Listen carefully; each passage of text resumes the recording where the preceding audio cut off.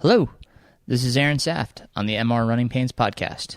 With 30 years of running experience and 20 years of coaching, I thought it time to share with you things I've learned and people I've met so that you can try things for yourself and see if they help your running. Thanks for joining me. Wrote this song while crewing Aaron on a 100-mile foot race through the trails in the rain and mud. How about that?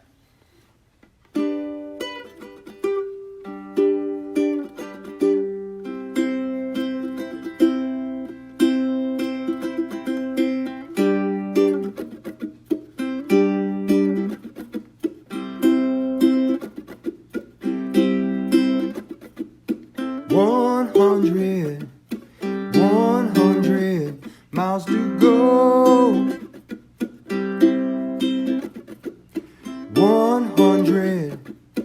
100 miles to go. Don't ask me why I do it, I don't know.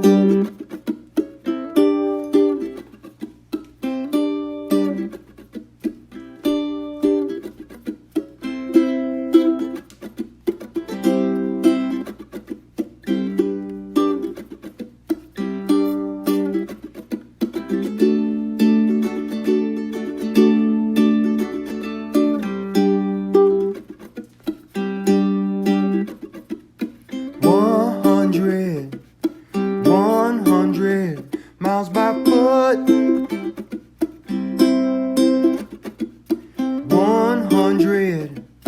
100 miles by foot. Don't ask me why I do it, I can't stay put.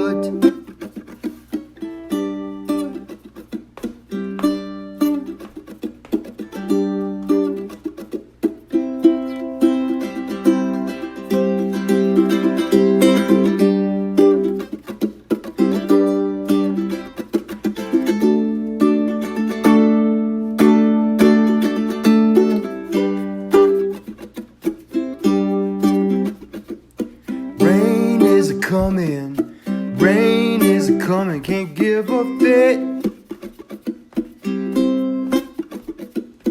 Rain is a coming, can't give a fit. Don't ask me why I do it, but I am legit. Hi, everybody. Today's guest is Dr. Aaron Vaughn, an MD in family medicine and as well as sports medicine. My last week's guest was Kyle Judkins, who is a DO in both the same fields as Dr. Vaughn. And originally, we were going to kind of discuss some of the differences and nuances of each, and as well as just some current things that are going on medically that Dr. Vaughn could give us some insight on. But this podcast took a different direction, and it was a great conversation. I was really surprised by it. It's about what happens after COVID for those that have it and try to get back to running. What are we seeing? What are the after effects of COVID, and how quickly should we get back to running? What should we have done? Should we have any tests done? Is there any limitations that people are finding? Any dangers? So really, it was a great conversation. I really enjoyed. I always enjoy talking with Dr. Vaughn. Dr. Vaughn is personally my physician. I see him as my primary care physician as well as my sports medicine physician. He's a longtime friend. He's one of my athletes for a while before COVID happened and all the races were canceled. I don't know how he was doing everything he does. He's an amazing man, amazing doctor. He just does so much within our community and within the medical community. So really pleased to have him on here. And I want to thank him for sharing his knowledge. So we touch on a few things, but the conversation really evolves into what happens post-COVID. So I hope you enjoyed the conversation, and we'll touch base at the end. I've got some things at the end I want to kind of go over. So, right now we'll get into our conversation with Dr. Aaron Vaughn. Enjoy.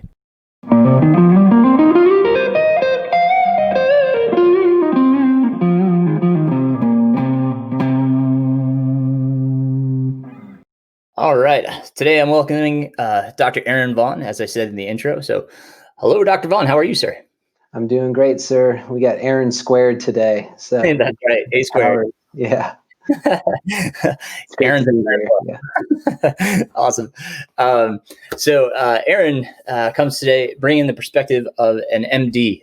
We spoke with Kyle Judkins on last week's podcast, who was a DO, an osteopathic doctor. So Dr. Vaughn is a allopathic doctor. But do you want to describe differences perhaps in your formal training? Yeah. When I was back in undergrad looking at different medical schools, we had the opportunity of looking at schools that came from kind of the traditional allopathic approach, versus the DO osteopathic approach. And from I think from like a primary care perspective, historically, both approaches, I think were pretty well accepted. I think historically within some of the specialties and maybe even still today in some of like the specialties, there's still a stigma associated with osteopathic providers. And I don't understand that completely because, I think the medical knowledge that we attain, through both, pathways is equivalent. I think, the caliber of individuals coming through those programs is equivalent. I think the output on the other side, in terms of the education that you get is equivalent. There is kind of a different approach, I think, just in terms of, osteopathic providers, I think getting a more specific musculoskeletal, education, in terms of more of like a holistic approach, to the body and how the different systems integrate, how they move. And then the ability just, to palpate or to feel, the body through those different muscle, and movement patterns that I'm honestly quite jealous of. I think it's a different hands-on approach in terms of, that, laying that foundation for how you approach somebody, that I've dabbled in a little bit, since then in terms of like being around, folks like Kyle, Judkins, some of my other students have come through our program, who have had those skills, and to, kind of pick and choose when I have that opportunity to like learn from them, in terms of how they approach things and their skill set. And I think we complement each other really well. I think we both kind of have our strengths through the education that we've had. But I would say kind of like where we're at in terms of like our basic knowledge, coming out of med school and then going into residency is pretty similar. We had talked about OMT with Kyle. Mm-hmm. Now, and that's kind of something that you're referring to there. Now, with OMT as an MD, is that something that you could actually train in afterwards? Is that something?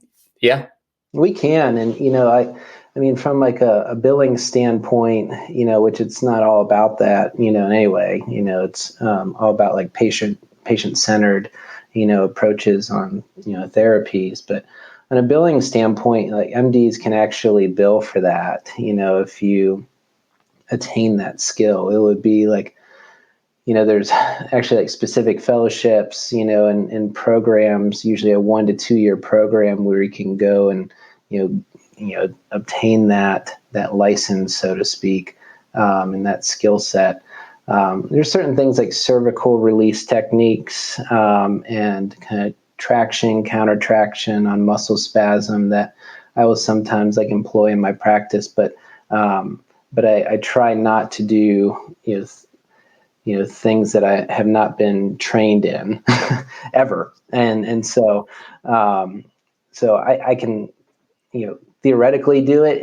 It's whether I should be doing it, and I don't, because I haven't been trained in that. But we can get that knowledge. Like right now, I'm doing like a lifestyle medicine residency. Like I'm going through like that, online education, just about a more holistic approach to patients outside of kind of traditional Western medicine.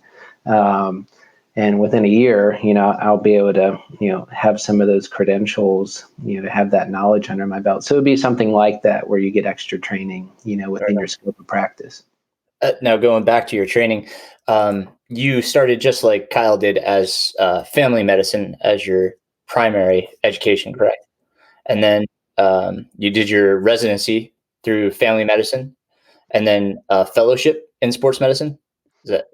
That's correct. Yeah. So those first 4 years of medical school, you just kind of get like a fire hose. You have all this information, that you're trying to pull. And in my first 2 years, every school is like a little bit different. And they've actually, I guess I'm kind of dating myself, being 38 right now, but, they've kind of changed some of the approach to the education now. But those first 2 years are mostly school, classroom setting type education. And then that third and fourth year, more your clinicals. And so, after you graduate from that 4 years, you get your medical degree or your osteopathic, physician degree. And then I did those 3 years in family medicine, specific training. I did my training over at UVA in Charlottesville, which has some great trails around there for sure. And then, and then you have the opportunity to do a primary care sports medicine fellowship in sports medicine specific training. So more the non-operative approach to musculoskeletal health. From an operative standpoint, if you went through like a surgical, residency as your background, you could do a orthopedic sports medicine fellowship, which is also 1 year. And then they have other, I think, shoulder or hand fellowships. It tends to be a little bit more specific for your particular joint. But most fellowships tend to be 1 year. Now, saying that, there's been a movement within the academic community, actually recently, and we're currently going through that, to expand our fellowships from 1 year to 2 year. I think all of us, at the end of that fellowship, wish we had a little bit more time, to learn, more. You're never going to arrive, quote unquote, so sometimes you just got to get off the pot and go.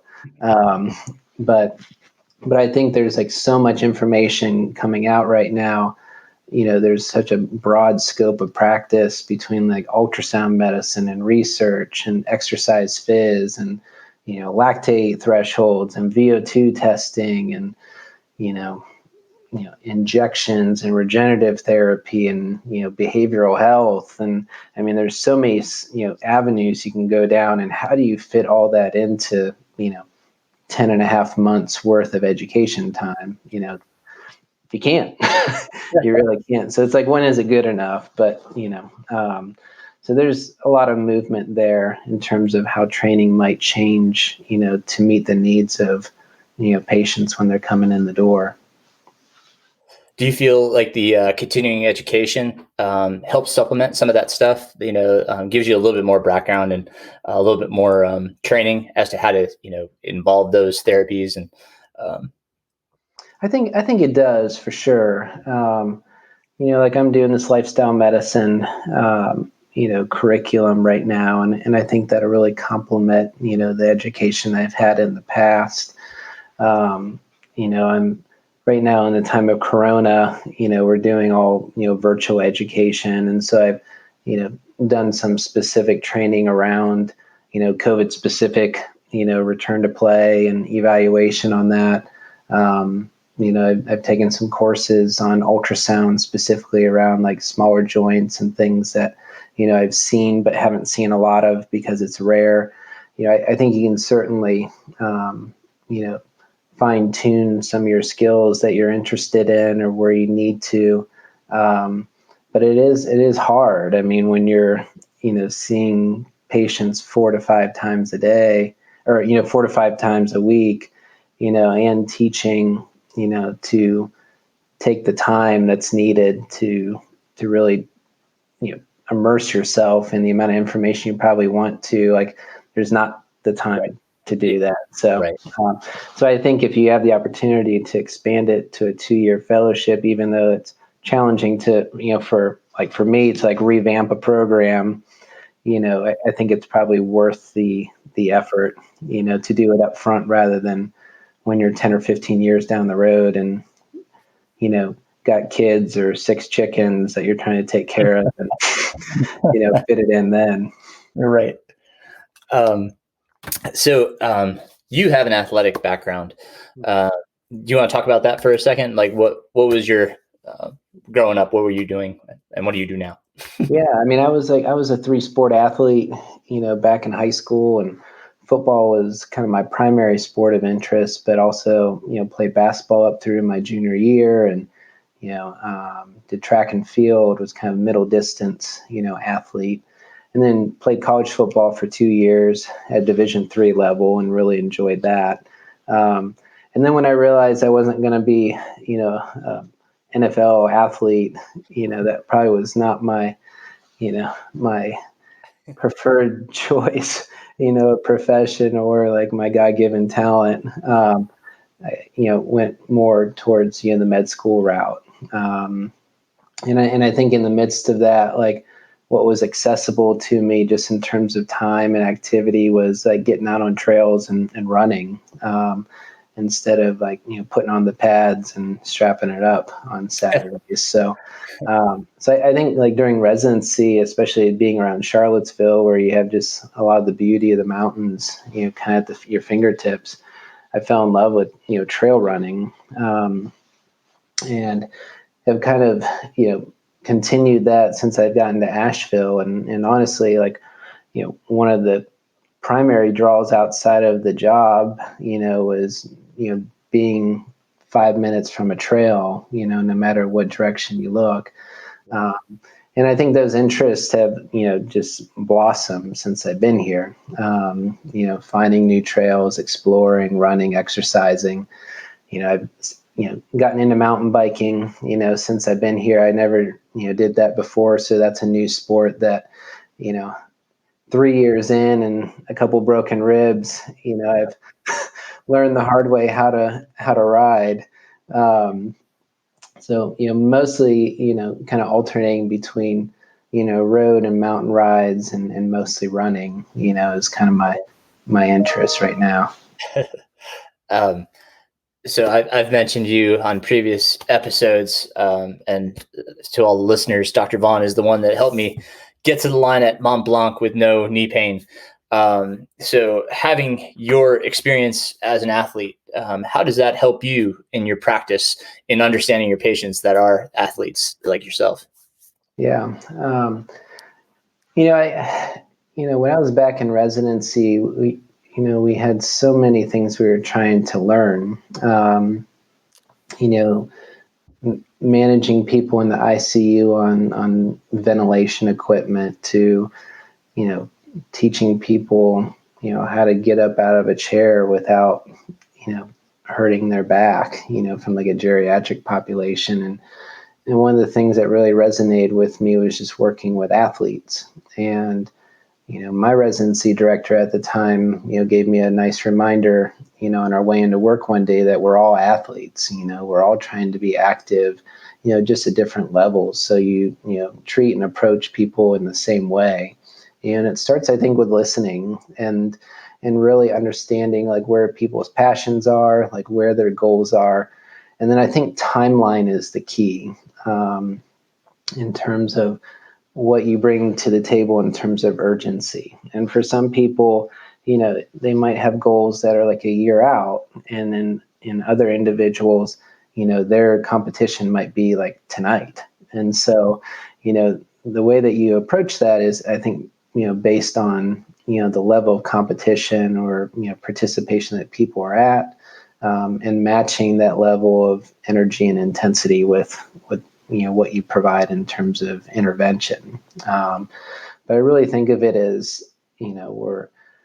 my goal, I think, is to always be clear with people just in terms of what I think that they have and letting them know kind of where the extent of my knowledge begins and ends, providing them all the options that are there from an intervention standpoint, and then working together to make sure that we, follow through on those things. And so sometimes that might just be, giving them a home exercise plan and showing them some of those exercises. And in other, ways, it might be, doing PRP or regenerative medicine and looking at injections or, being, very, I would say, quote unquote, aggressive about our approach in order to reach those goals and to also know about what the risks are, with those potential benefits. I remember this was back in fellowship, we had a soccer athlete that was looking at an ankle injection, and we talked about the risks and benefits, as a procedure around the Achilles, and we talked about the potential of Achilles rupture. And this wasn't an injection I did, but it was within that training session. And unfortunately, 3 months down the road, she ended up rupturing her Achilles.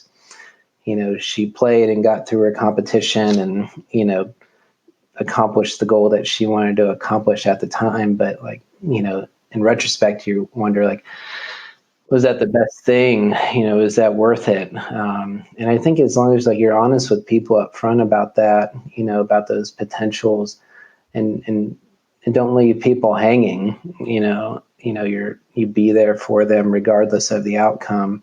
I think that, kind of builds that therapeutic relationship that is necessary. I think where people get in trouble is where they overpromise or, say, hey, you're going to get better in a week. And when you don't get better in a week, people get upset.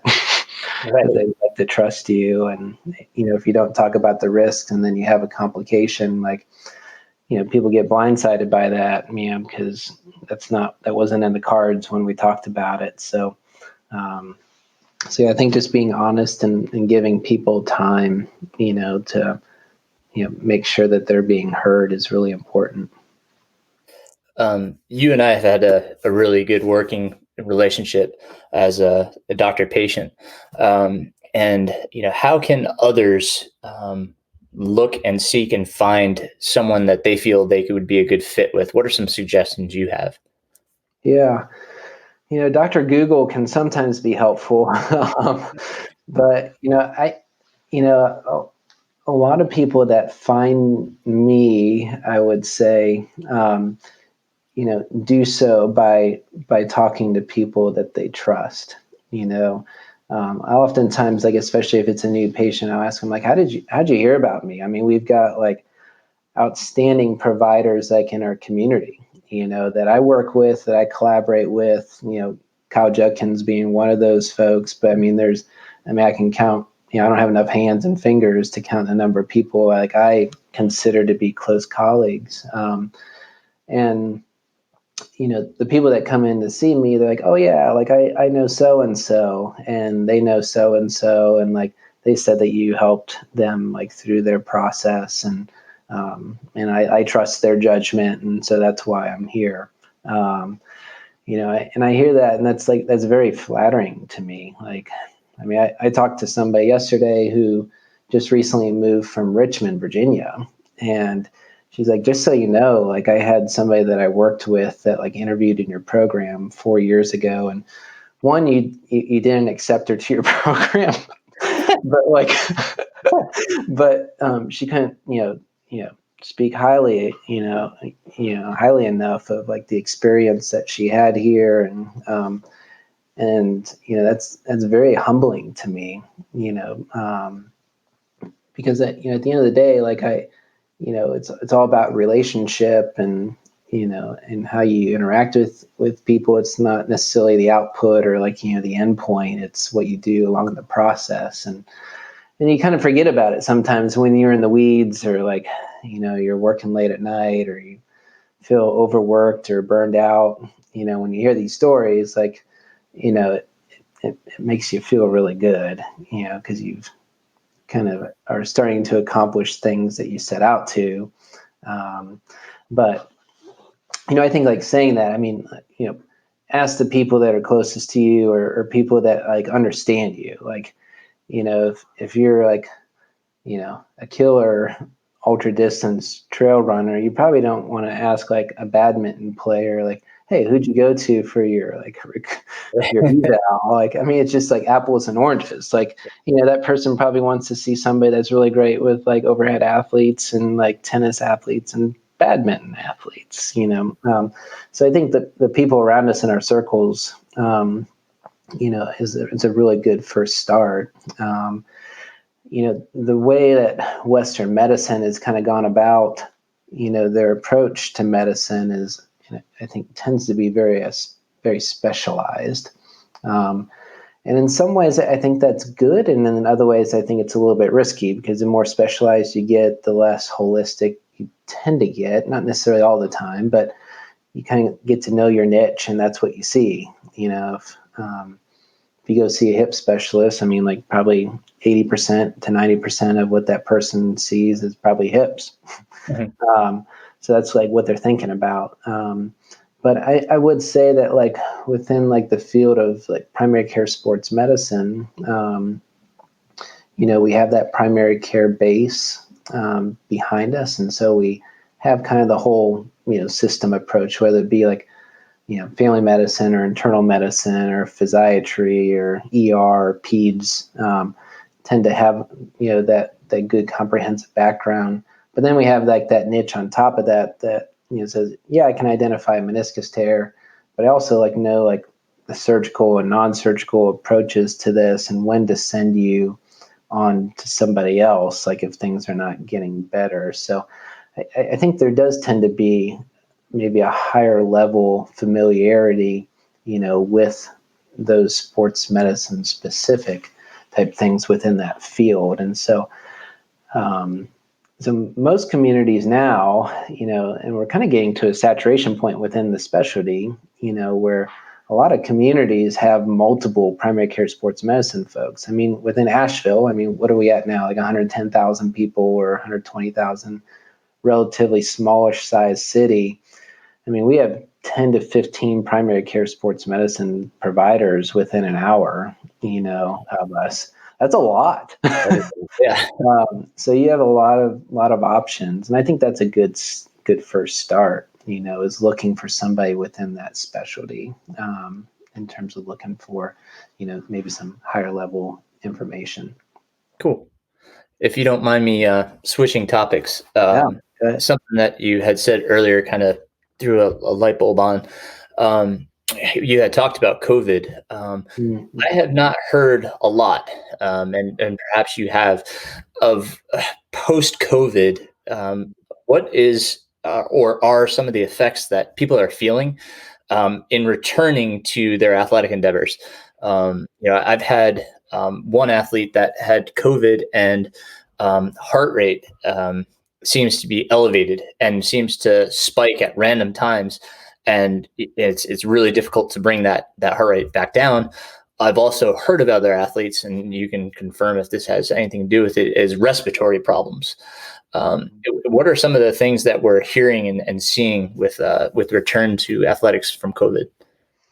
Yeah, this is challenging, and there's kind of two aspects of this. I think there's, based on the severity of, the virulence, in terms of like the infection rate, seemingly based off our early research here, tends to affect people in terms of a higher mortality rate, more severity to this illness compared to the other flus, that we've had in the past. I think there's more research and more following being done of people that are infected, as compared to other flus. Now, I was saying that, I sat in on a podcast, this was like a month or two ago, where they were looking at the respiratory complications of just like regular flu or like rhinovirus. And those individuals were more likely to have future issues with their pulmonary function, in terms of like fibrosis and scar and reactive airway disease and asthma. I would say, based on preliminary results with our COVID patients, we're seeing a higher likelihood of having cardiovascular and pulmonary issues in the future. The folks who sometimes are not even having severe outward symptoms are having problems and complications in terms of scarring within the lungs, inflammation that's taking months to go down. I led a journal club this week looking at some of the cardiovascular complications around folks who have been infected by COVID. And I think, what we're seeing right now, just from a NCAA, big conference, cancellations, a lot of those cancellations came after these reports. And what we saw was a JAMA article specifically looking at the cardiovascular complications. And what they did was they took 100 patients and they followed those patients upwards of 90 days out. And they looked at their symptoms, around anywhere from 60 to 90 days. And a lot of those individuals still had atypical chest pain. So it's not like that crushing left-sided, chest pain, but it was more kind of this, I just don't feel right. It's just kind of this vague heaviness in my chest. It kind of feels weighted. The majority of those patients still had atypical chest pain, and they still felt malaise, or they just felt completely wasted and tired. And these are people, regardless of what their initial symptoms were. Some of these were very minor, as we classify it, minimal cough, nasal congestion, all the way up to folks who were in the hospital intubated. So regardless of their initial presentation, at 60 to 90 days out, the majority of them still had symptoms, and 78%, so over 3/4 of those individuals still had elevated heart enzymes on testing, and nearly the majority of those had abnormal heart MRIs showing active inflammation or scarring. And so it kind of freaked us all out. I mean, I think it freaked out hospital administrators to athletic directors, from a compliance and liability standpoint, to us as physicians, saying we'd like to think there'd be a direct correlation between the severity of initial presentation, how that's going to look in 3 months or 4 months, and it really doesn't.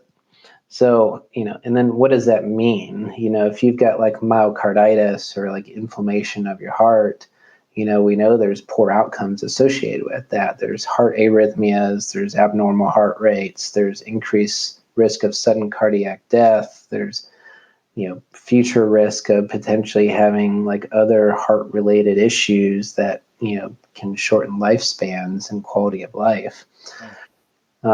Now, were we just not tracking our regular flus or rhinoviruses, and do some of those viruses have the same complications? I don't think we know that necessarily.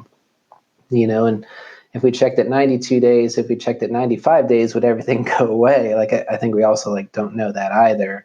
But I think there was enough information there to say, this is new information that we didn't know, and we need to probably pivot here and not just say, hey, after 2 weeks, if you feel pretty good, just go out and run again, and I think it just made us pause. Made us pause and say, hey, we probably need to, do more evaluation before we just let people fly.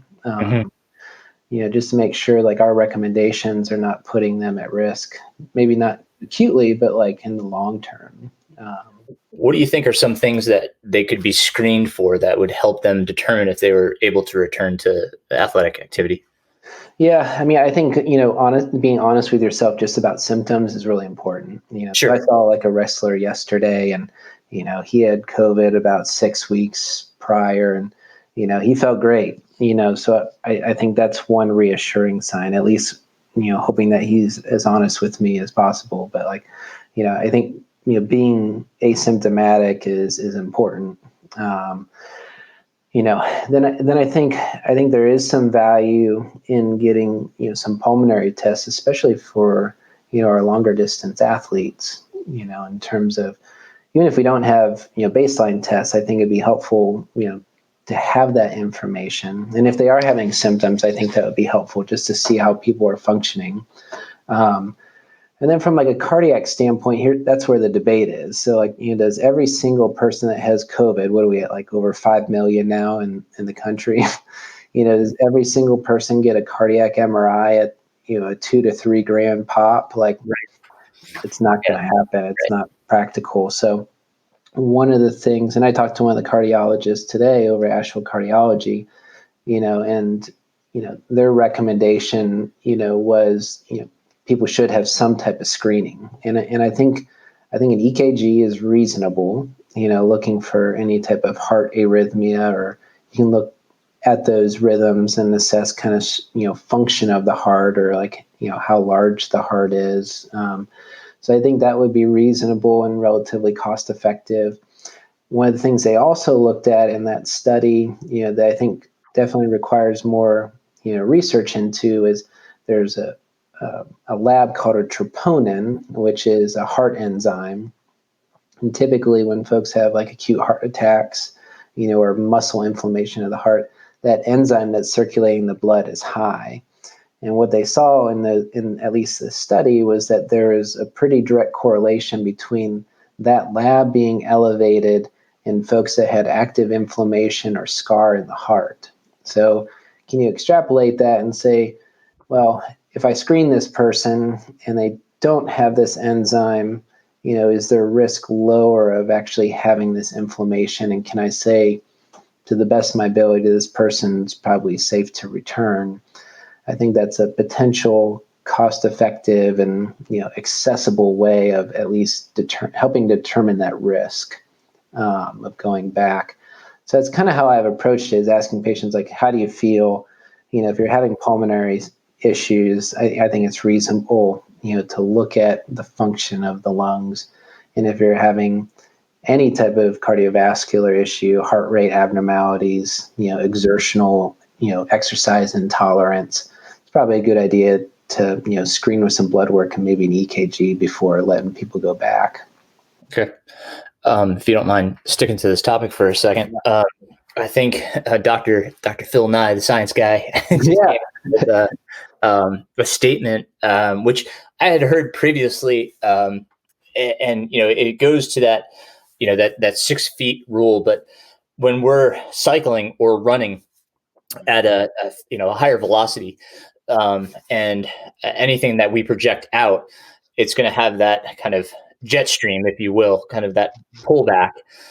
So they're saying that, that 6 feet is actually longer. Like when if you were running, and let's say potentially you had COVID and you were asymptomatic, and you had some air particles come out and that came back, and I was coming up behind you. If I'm, coming in within range, I'm more susceptible. So is that something you've heard, or is that, kind of hearsay? What do you think on that? Yeah, I think that radius, definitely increases, with your increased, kind of cardiovascular output.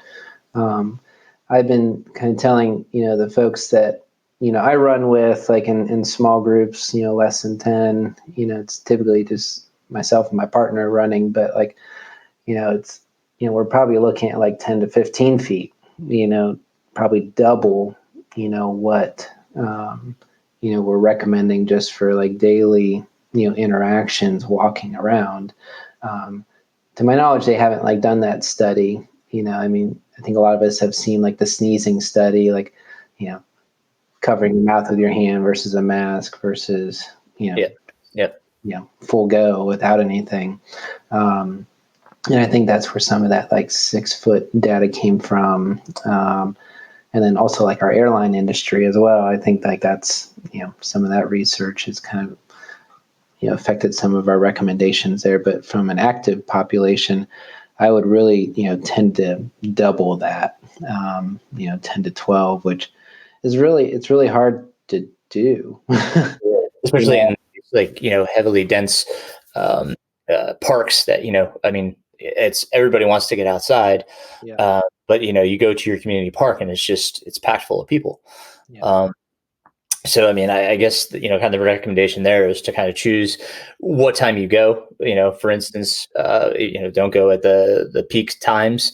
If you see that it's really crowded, perhaps seek another venue. But yeah, it's difficult. I mean, we're fortunate to have the trails, obviously, because we don't have as much interaction with other people. But for those in metropolitan areas, that are kind of stuck in smaller spaces, any guidelines, anything that you would say go by? I mean, a lot of times they say the mask is for kind of our the protection of others, but does like a N95 mask, does that potentially provide any protection for those running?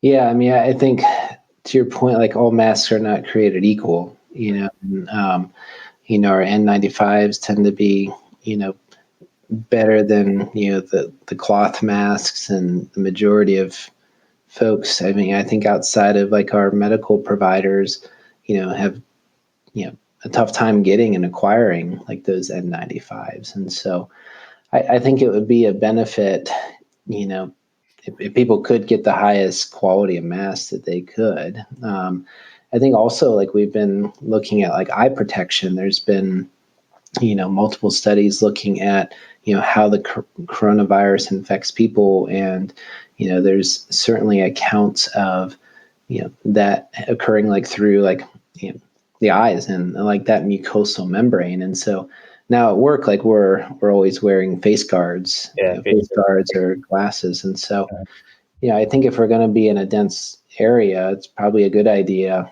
to have some type of like protective goggle outside of just like normal eyewear, like for folks who have like visual impairment, just to protect ourselves a little bit better. I mean, it's I think it's challenging, to run with something over your face. I think it is. I mean, some people do it like historically just to decrease some of the oxygen. I mean, I don't know if you've talked about that on some of your podcasts before in terms of altitude training or like, limiting some of that just to increase kind of your tolerance and, pulmonary function. But I think if you're going to be around people, it's probably a good idea, to wear a mask. And I mean, I've seen some folks even through some of the races through social media where they're trying to stage people in terms of their start times and things like that, and recommending masks at the start, and then once you get spread out, go ahead and taking that off. And how compliant are people with that, and is that effective or not effective? I don't think we have that data yet, but I would just be cautious. I was on the Wise Guys yesterday, like local talk radio for sports, and they're asking me about the bubble, that's going on right now within, the NBA and the NHL. And it seemingly is working pretty well. I mean, you had folks who were getting infected kind of on the onset, but we've been relatively clear, in terms of the last like couple weeks, and what's been required to do that has been an incredible amount of resources in terms of testing people multiple times a week, up to like 3 times a week. Really limiting the in and outs. I mean, it truly is a bubble. I mean, you're talking millions upon millions of dollars to, put on a show and entertainment and sport, that the majority of people in the world like don't have access to, in terms of that level of safety, to group like that. So it's not applicable, to our like travel leagues and like our showcase tournaments for like wrestling and, basketball right now. So I hesitate that people feel like they can create like that level of security, without the resources, to really do that. Forgive me for harping on the subject, but I didn't really discuss this. And I hear a lot of things, and I want to just kind of determine what's hearsay and what's actual reality. But another article that I saw recently was on the neck gaiters, if you will, the buff style, kind of the bandana style that you can kind of pull up, but it still covers your neck. And it was saying that it's actually more dangerous because of all the folds and stuff that it can trap more. Should we be steering away from that style of face covering and just working with basically the nose and mouth mask? Have you heard anything along those lines? Yeah, I've primarily been, focusing on the things that cover the nose and the mouth, and rather than the buff, kind of hood. I think one of the things that, I've even learned about is, how many times do I touch the exterior part of my mask?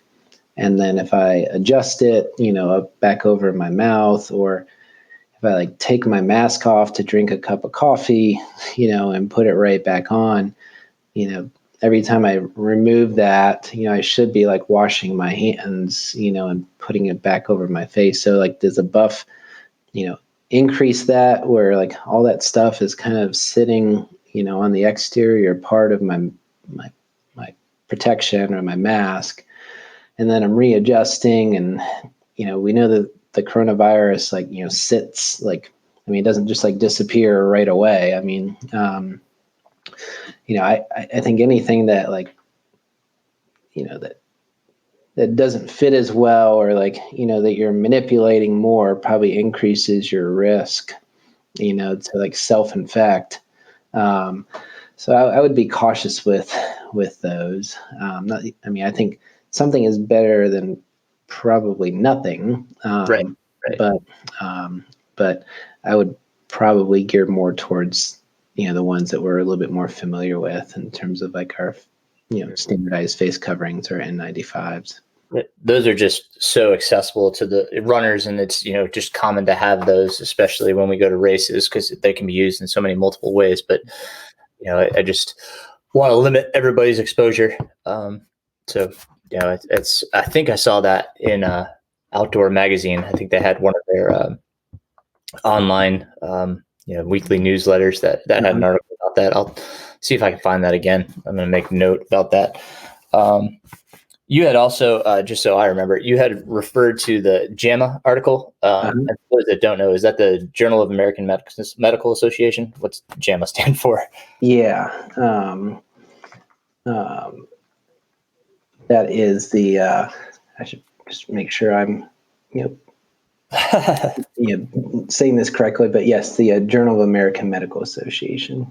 Yeah, Beth gets that one too. So I see it all the time. They always have a creepy picture on the front. a lot of times it ends up in my my mailbox and then into my recycling bin pretty quickly. But this was, I think, a pretty pertinent one. Yeah, she always passes along the articles that she finds pertinent, but she usually flips through it pretty quickly and recycles. Cool. Anything else that we should touch on with COVID? Anything else that you can say preventative wise, or any knowledge that you can pass along, and we'll wrap that part of us up.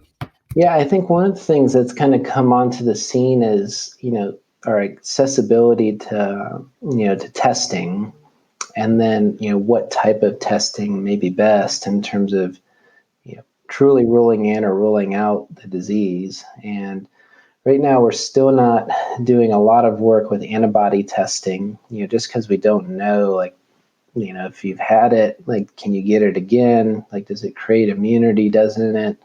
What does it mean for you in the long term? Kind of referring back to the bubble, some Yale researchers actually started working on a saliva test, that they've employed. And, just based on their experience, it seemingly is working, so it's a quick test. It's not invasive. It tends to be a lot cheaper. And so it could potentially be a lot more accessible. And if you're getting back results within 24 hours, this theoretically could have a great impact. If let's say like, we were going to put on a race for 100 people, and we test everybody at $5 to $10 a pop, that's part of your entry fee, like, 24 to 48 hours in advance, like theoretically could do whatever you want, as long as you created your bubble and, everybody would be safe. So, I mean, I think there's a lot of, kind of guarded excitement about that, instead of the tests that might take, over 24 hours or 5 to 7 days that tend to be really expensive and, hard to access. I mean, looking at like the CDC recommendations, they're still not advocating for the saliva tests yet, just because I think it's yet to completely be proven as much as like, our brain tickler ones that a lot of people are using, and, some of the other swabs or, cultures that are out there. But I would say kind of with guarded excitement, like that might be like our next wave, just for testing that might provide us a little bit more opportunity to be active, as we're kind of all putting hope out for a vaccine, in terms of when that might come down the pipeline. So I say that just to say that's kind of what we're looking at right now. But outside of that, like the recommendations really haven't changed a whole lot outside of like our, our distancing and mask wearing and, hand washing. And I would still probably advocate for, being cautious with travel, know where you're going and what that risk is associated with that. So. Cool. Now, Germany has decided to go forward with the mass vaccination, just with the current, right, at the current state of whatever the vaccine is. Have they begun to administer that? They haven't here. Is that what you're referring to in terms of have they started administering in Germany? I don't know. I don't know that. I know that there was talk, I can't remember if it was Germany or Russia, where they were talking about, moving forward with that. And I don't know that. I should, but I can look that up. But. Yeah, that's fine. We're recording on August 21st, so God knows what by the time this comes out on August 27th, we could have totally different results. It's kind of interesting, and you can kind of liken it to some of the research around like the HIV crisis that was there, and I think there was a lot of like quick advancement in some of the medications around that because of the need and the morbidity, in terms of like how much it was affecting people, regardless of whether or not they're dying or not. And, people were willing to take that risk, knowing that like we hadn't gone through kind of the standard phases of, these drug developments. And we might get to that same point where, say like, to the best of our knowledge, this probably won't kill you, it's probably worth, the risk of like having some minor complications around it, for the good of the herd, or people, which is a really challenging conversation to have just in terms of the morality around, vaccines and who should get it and who should, who shouldn't. So not easy questions, to answer, but I'm not going to put any timelines on it at all, because we've all kind of missed those marks one way or another, but, hopeful that, we'll get there sooner than later. So North Carolina, Beth was just saying that she had an update from her sources that the peak here in North Carolina is supposed to happen beginning of September. So, within 7 to 10 days, we're supposed to hit our peak. Is it projected, because I didn't get the chance to talk to her about it, but is it projected that we could have a potential second peak like they kind of talked about, going back into the winter when we get into kind of flu season? That's still a possibility. That's still a possibility, yeah. Or it depends on how you describe it, but I would even argue for like a third peak, because I feel like we kind of, hit that initially and then kind of nadered out, and then we've had another. Yeah, I get you. Yeah, so potentially going into a third peak beyond. Yeah. I mean, I think what was a little bit concerning was, what happened in New Zealand, kind of everybody praised, that country for being 100 days free. And then, they've had another, wave. Spain is in the midst of that right now. I think what we saw with like UNC this week, just in terms of a pretty aggressive trial, of, limiting exposure. And now they've got how many different clusters and hundreds of kids, who have corona. It's challenging, moving forward. I know as like the weather gets cooler, people, congregate, a little bit more. And we know we're already going to have like a flu, wave, anyway. So I think we're all kind of expecting that, corona is probably going to pick up here as well, over the next month or so. Fair enough. I hate to end on that note. But I want to be respectful of your time too. I told them that, yesterday on the interview, and I believe this wholeheartedly, just about hope and, whether it be for like racial or gender equity, or, sexual equity, or corona. I don't think we're like trying to get back to normal. We're trying to get back to better. And, I think, this process has shed light on so many aspects of like our culture and our people and, our medical system and access to care, that I truthfully really hope that we learn from this and can make some good impacts for the future. It's just tough right now because what's been done and the foundation that's been led has created a lot of issues, a lot of people that have died and a lot of people that have, lost their jobs. And that's sad. Just plainly said, that's tragic and sad, but I'm hopeful that we can like pull together, through this and work on better processes and learn from our past and in all aspects. So. Absolutely. That's a good place to wrap it up.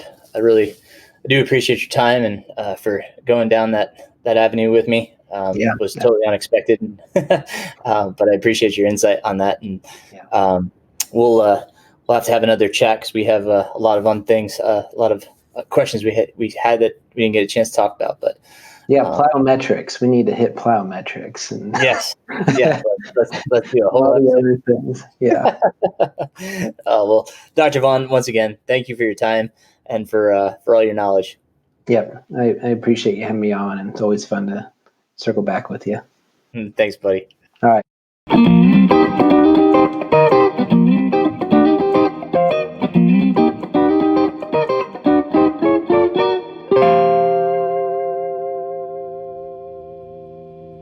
So thank you, Dr. Vaughn, once again for that conversation and for your time and making time to come on and talk with me.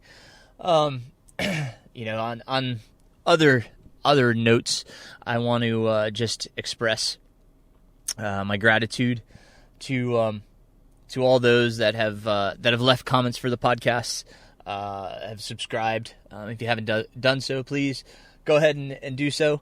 A few things coming up. We've got my newsletter coming out for September.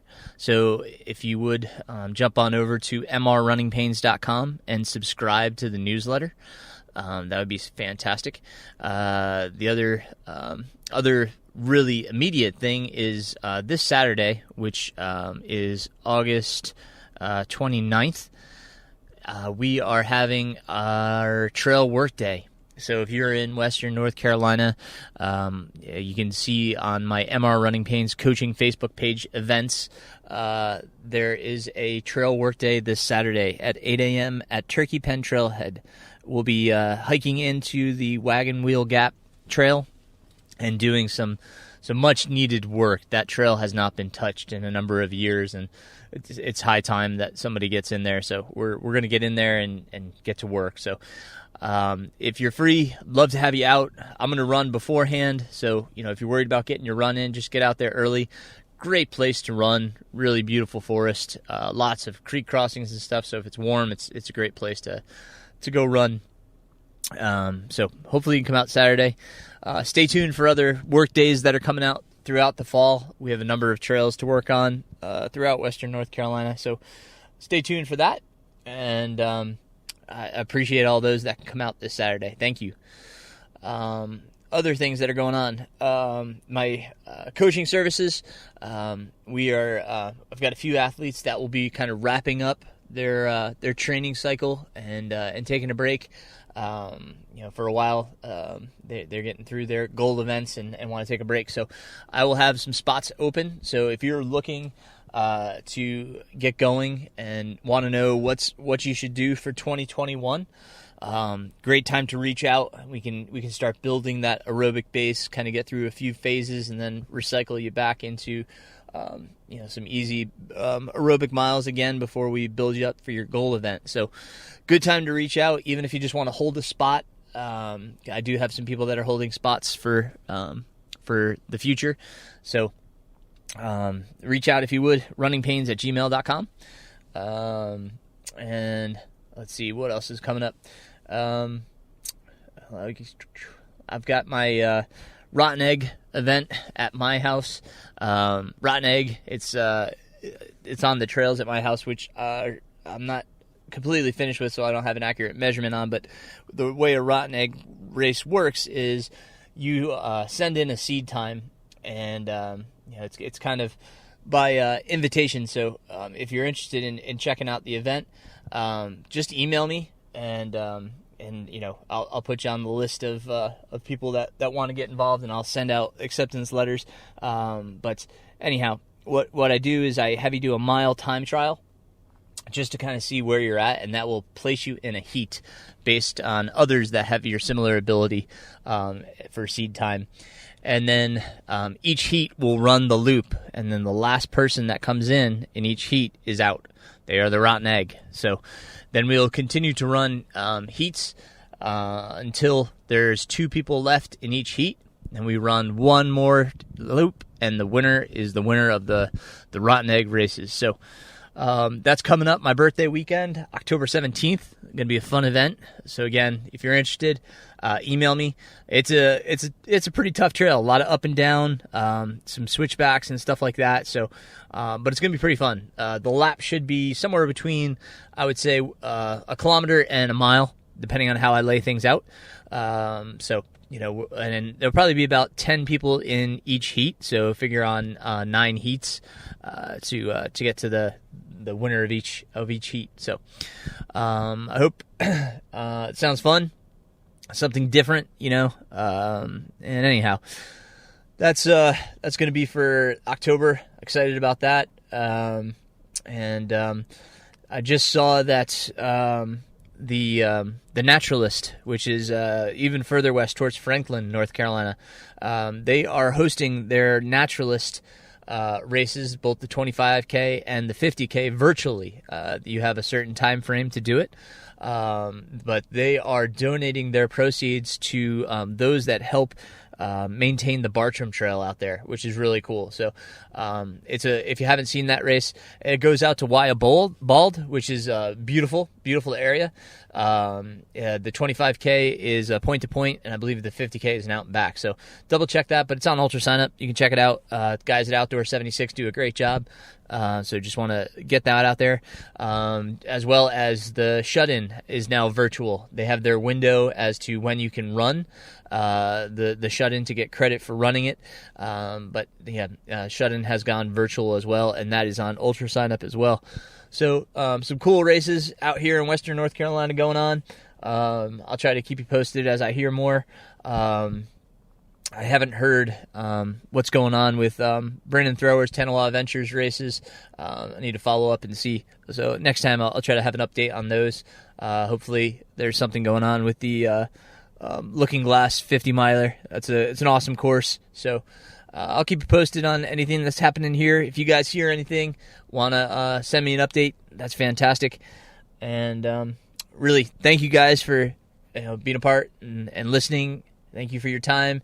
I hope you learned something today. And again, any suggestions that you have, anybody you want to hear from, just send me a line. Any topic you want me to talk on, I'm here to help and learn myself. That's the point of the podcast, is to have conversation with those that can teach us something and hopefully bring value to us in our running and our lives.